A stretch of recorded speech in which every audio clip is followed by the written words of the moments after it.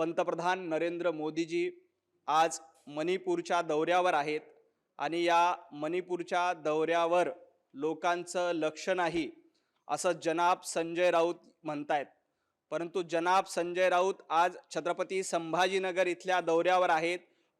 छत्रपती संभाजीनगर येथील त्यांच्या दौऱ्याकडे मात्र संपूर्ण जगाचं लक्ष लागलंय, कारण ते औरंगजेबाच्या कबरीवर माथा टेकायला जातात का हे पाहणं महत्त्वाचं आहे।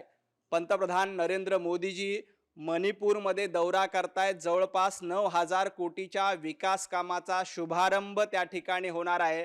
तर जनाब संजय राऊत हे छत्रपती संभाजीनगरमध्ये जातीय सलोखा बिघडावा, धार्मिक सलोखा बिघडावा यासाठी दौरा करतायत।